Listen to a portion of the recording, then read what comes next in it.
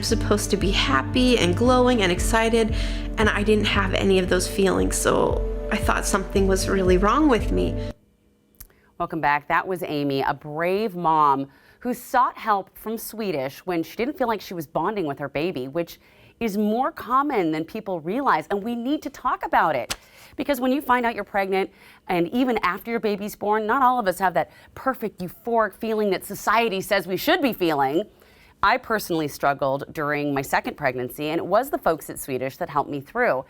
Psychiatrist Dr. Veronika Zantop from Swedish Center for Perinatal Bonding is here. Thank you so much for being here and talking about this, because it's an important topic. Because from the moment we see anything on TV, you're told that you're supposed to feel this certain way. Mm-hmm. And when you don't, you feel guilty. You feel shame. Yeah. So how common is this? So it's something that's definitely underreported, because I think moms do feel a lot of stigma in saying that they're struggling because of this kind of cultural expectation that moms are happy and everything's perfect and they've had their baby. And the literature suggests that it's about 1 in 5 women have depression, and up to a third have anxiety or kind of OCD symptoms.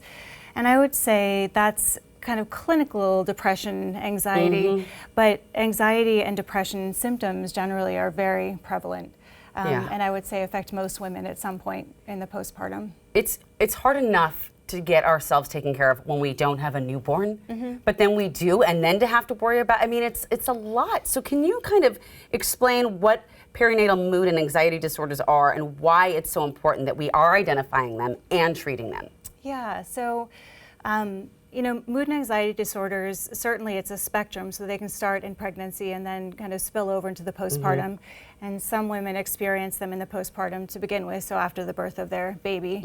And it's depression, anxiety, women feel really sad, they cry a lot, they can feel irritable, they can feel like they're not attaching to their baby or don't feel bonded to their baby.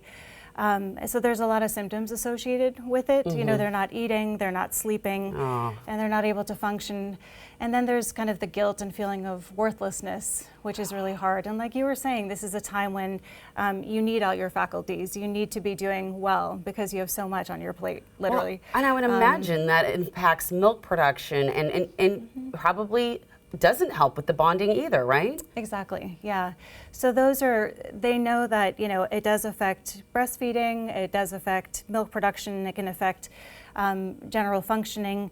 And then the other thing is, it can affect women's mental health longer term. So women can have worsening mental health longer term, and it has an effect on the baby as well. So they know that babies that are exposed to depression or anxiety have higher risks of behavioral issues, ADHD, and longer term kind of neurobehavioral issues. And I just want to say, I say this not to make moms feel guilty, but that it's very treatable. Okay. And so we encourage moms to come in and get treated so they can enjoy their postpartum. Yeah, you should be. It's hard, when you're stressed. So I had mentioned earlier at the top of this segment that I had just gotten a new job, I had just gotten pregnant, I was stressed, I was freaked out, and I came to the Lytle Center for mental health care before I had the baby.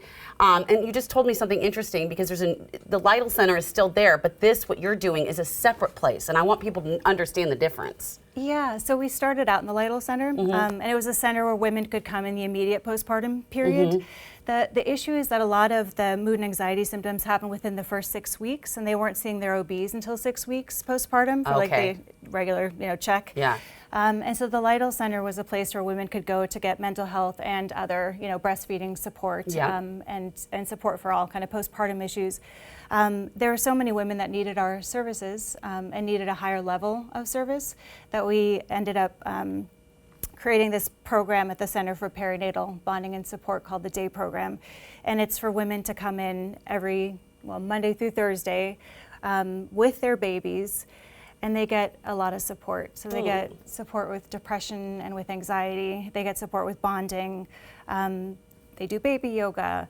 They get to talk to other women about their experience. They feel like they're not alone. I think that's the biggest thing, is just not feeling like you are the only woman suffering from this.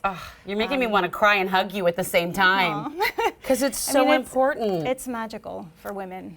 So I think it's amazing that you have this center, but if someone's at home right now, they're not even close to the center or anything, what advice would you have to help with that bonding? I mean, I think if you feel like you're suffering but aren't sure kind of what level of care you want, we have perinatal psychiatrists at Swedish, and you can make an appointment and we talk about all of your options. Perfect. Generally, and talk about, is the program right for you? Is therapy right for you? Do you want to talk about medications, things like that?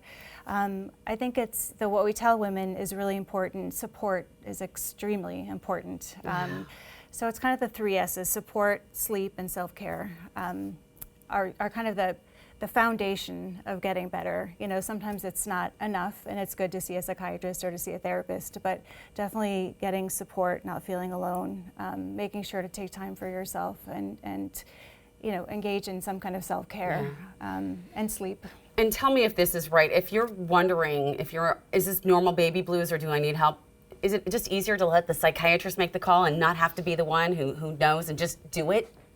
Yeah, it's a really good question. I mean, the first 2 weeks are the baby blue period, so about 90% of women will cry more, feel irritable or on edge, and that's not considered postpartum mood or anxiety. Okay. But I think if after 2 weeks, or if the first 2 weeks are particularly difficult, absolutely. You can either make an appointment with a psychiatrist, you can go see your OB, they'll screen you, you can go to the Lytle Center for screening. Make sure to reach out to someone. Thank you. So that they can talk to you about it. Thank you for saying that. Thank you for talking with us about it. And please reach out. You can find more information about the Swedish Center for Perinatal Bonding and Support by going to the website on your screen. And to all those moms out there who are feeling any guilt and shame, you're not alone. Sorry. Please reach out. Special presentation of New Day Northwest, sponsored by Providence Swedish.